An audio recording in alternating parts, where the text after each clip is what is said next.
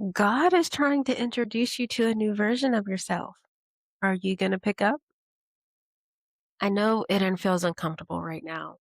The friendships changing, the habits changing, your desires changing, the way you see yourself changing.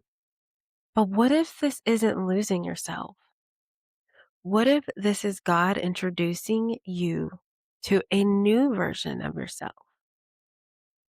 Because sometimes growth feels like grief before it feels like expansion.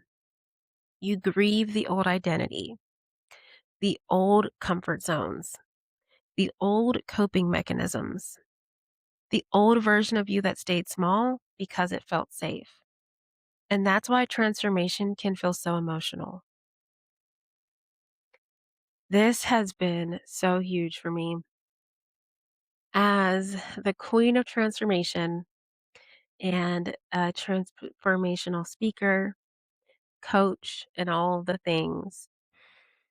I realized how easy it is to say you want change and desire more, but not the emotional things you experience to move from that.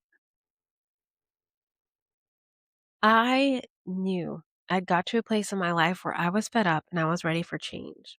And I said, you know what? I'm going to change my habit. I'm going to change who I am. I'm going to change who I look like.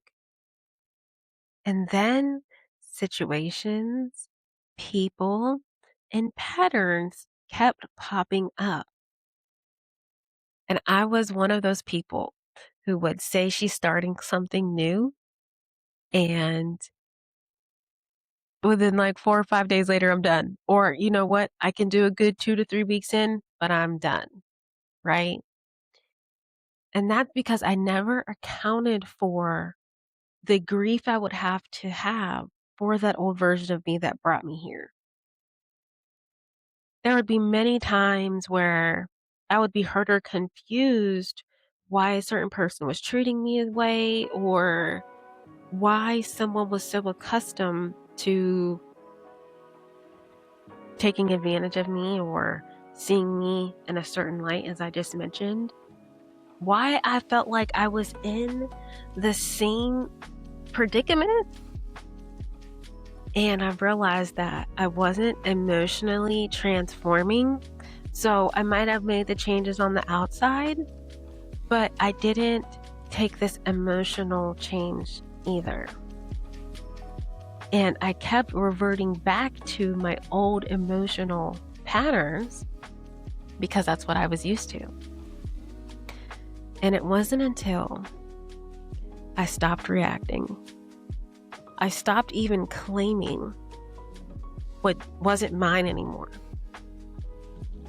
And I know that emotions are one of the final bosses of transformation. Because as I said, you can change the outside. You can change what you look like.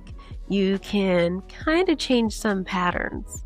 But if you don't address the emotions and or use them in alchemy to transmute them into something better, you will find yourself seeing some change, but it will always be capped because that emotional piece. And I want to talk about settling, because that is one of the sneakiest, easiest things on that list I just said. When you've grown up and you've seen some really heavy things, and you finally become an adult and you create your own sense of safety, it is so easy to settle because your baseline is sometimes terrible, right? So you'll tell yourself, oh, this isn't so bad, right? And it is so limiting because you could have so much more than just this is okay, right? It's all right. Because that also plays into scarcity and self-doubt. You settle because you think that there's nothing more, so there's a scarcity. You doubt whether you deserve more, and you do. So just be very careful with settling, because it feels so familiar while you're doing it. You don't realize it, until you are either realizing how you're affected by the settling, right? You might be overgiving in a relationship and you're starting to notice that the scales aren't equal and on the level of give, or you're dealing with behavior that doesn't light you up, but it's not the worst behavior, right? So just be mindful of that, queen, because that settling is very sneaky. God is trying to show you a different way to live.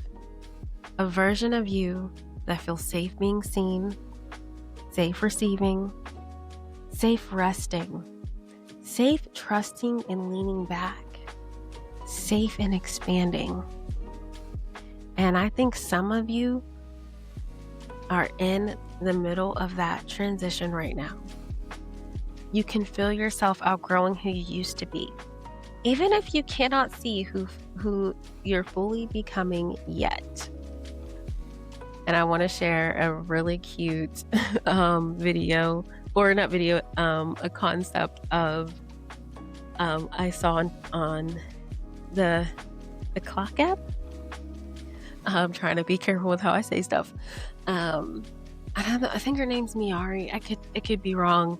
But this queen was like, does anybody else feel like Mr. Krabs out of his shell?